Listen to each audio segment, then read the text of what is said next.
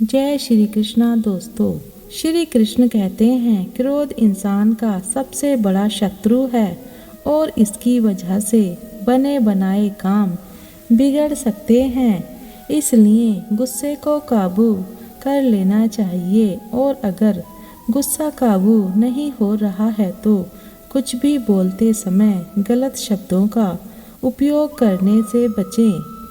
गुस्सा और तूफान एक जैसे होते हैं क्योंकि इनके जाने के बाद ही हमें मालूम होता है कि कितना नुकसान हुआ है। क्रोध हमारा ऐसा शत्रु है जो दिखता मित्र की तरह है। ये तो वो तेज धार वाली तलवार है जो हमारा सब कुछ नष्ट कर देता है। अधिक क्रोध भी मनुष्य के बर्बादी का कारण बनता है क्योंकि क्रोध मनुष्य की बुद्धि को खा जाता है और वह कदम कदम पर अपने लिए मुसीबत खड़ी करता है। क्रोध में भी शब्दों का चुनाव ऐसा होना चाहिए कि जब गुस्सा उतरे तो खुद की नज़रों में शर्मिंदा ना होना पड़े। क्रोध में फैसला, खुशी में वचन और दुख में दी गई बद्दुआ मनुष्य को बर्बाद कर देती है। क्रोध हवा का वह झोंका है जो बुद्धि के दीपक को बुझा देता है। जिनकी भाषा में सभ्यता होती है उनके जीवन में सदैव भव्यता होती है। क्षमा क्रोध पर काबू पाने का तरीका है। क्षमा एक ऐसा गुण है जो क्रोध जैसे नकारात्मक गुणों को खत्म करके शांति और सद्भाव को बढ़ावा देता है।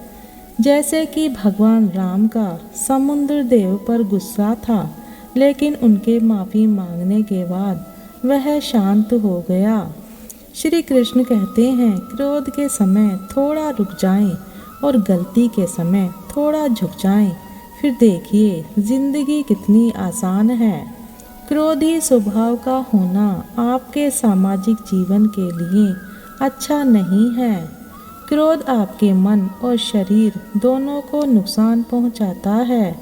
क्रोध में लिया गया फैसला अक्सर गलत सिद्ध होता है। क्रोध में लोग हमेशा बुद्धिमान नहीं होते हैं। सबसे अच्छा योद्धा कभी नाराज नहीं होता है। क्रोध से भरे दिल में प्यार के लिए कोई जगह नहीं होती। एक क्रोधित आदमी अपना मुंह खोलता है और अपनी आंखें बंद कर देता है। क्रोध जहर पीना और दूसरे व्यक्ति को मारने की उम्मीद है। कभी न भूलें कि जब कोई क्रोधित होता है तो कोई आदमी आपको क्या कहता है। क्रोध और असहिष्णुता सही समझ के दुश्मन है।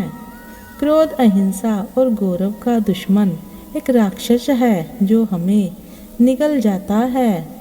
क्रोध में रहना किसी को भी फेंकने के इरादे से गर्म कोयले को पकड़ने जैसा है और इसमें आप ही जल जाते हैं। यदि आप क्रोध के एक पल में धीरज रखते हैं तो आप 100 दिन दुख से बच जाएंगे और यदि आप क्रोध में पत्थर लाते हैं तो आप अपने पैर को चोट पहुंचाएंगे। क्योंकि जहाँ क्रोध होता है वहाँ हमेशा दर्द होता है। श्री कृष्ण कहते हैं गुस्सा इंसान को कमज़ोर बनाता है लेकिन इसे संभालना हमें मजबूत बनाता है।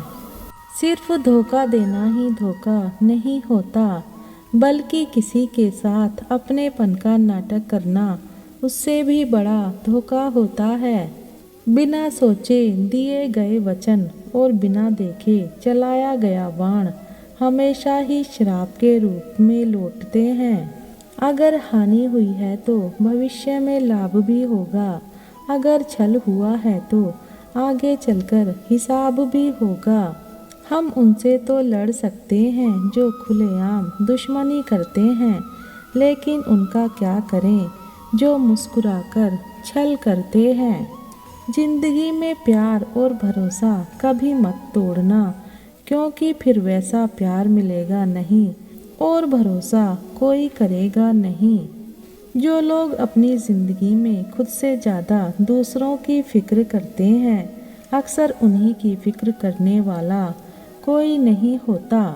रोता वही है जिसने महसूस किया हो सच्चे रिश्ते को, वरना मतलब का रिश्ता रखने वालों की आंखों में ना शर्म होती है और ना ही पानी। आजकल लोग समझते कम और समझाते ज़्यादा हैं, इसीलिए तो रिश्ते सुलझते कम और उलझते ज़्यादा हैं। जब तक आप में दूसरों के दोष और कमियां ढूंढने की आदत बनी रहेगी, तब तक आप किसी का तो क्या अपना भी भला नहीं कर सकते। अपने खिलाफ बातें खामोशी से सुन लीजिए, यकीन मानिए कि वक्त बेहतरीन जवाब देगा। सब्र और सहनशीलता कोई कमजोरी नहीं होती, यह वह अंदरूनी ताकत है जो सब में नहीं होती। तबीयत पूछने वाला इंसान ढूंढो, वसीयत और हैसियत पूछने वाले तो बहुत मिल जाएंगे। हकीकत को तलाशना पड़ता है, अफवाह तो घर बैठे ही आप तक पहुंच जाती है।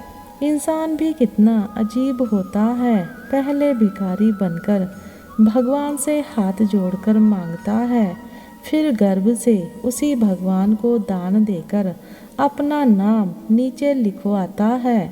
किसी दूसरे को दुख देकर हासिल किए गए सुख की उम्र बहुत छोटी होती है। छल कपट और पाप का फल इसी धरती पर भुगतना पड़ता है। याद रखना, समय किसी को माफ नहीं करता। पता नहीं इतनी होशियारी कहाँ से सीखते हैं लोग। साथ भी रहते हैं, ईर्ष्या भी करते हैं, रिश्ते भी निभाते हैं और दुश्मनी भी निभाते हैं। मुंह पर कुछ और, पीठ पीछे कुछ और ही होते हैं। समय और स्थिति कभी भी बदल सकती है, अतः कभी भी किसी का अपमान ना करें, ना ही किसी को तुच्छ समझें। आप शक्तिशाली हो सकते हैं, पर समय आपसे अधिक शक्तिशाली है। जीवन में दो ही सच्चे साथी हैं, एक आपका किया गया कर्म और दूसरा परमात्मा। शेष तो सब यही मिले हैं और यहीं बिछड़ जाएंगे। जो अपना ना हुआ उस पर कभी हक ना जताना, और जो समझ ना सके उसे कभी दुख ना बताना। जब तक मन में खोट और दिल में पाप है, तब तक व्यर्थ सारे मंत्र और जाप है। अन्याय पर मौन रहने वाला सदा रोया है। धृतराष्ट्र के मौन ने भी 100 पुत्रों को खोया है। किसी की फितरत को बदल नहीं सकते आप। प्याज को अगर प्यार से भी काटो तो भी आंसू निकल ही आते हैं। जन्म होने पर बंटने वाली मिठाई से शुरू हुआ जिंदगी का खेल, श्राद्ध की खीर पर आकर खत्म हो जाता है। यही जीवन की मिठास है। और बड़े दुर्भाग्य की बात है कि बंदा इन दोनों मौकों पर यह दोनों चीज़ें नहीं खा सकता।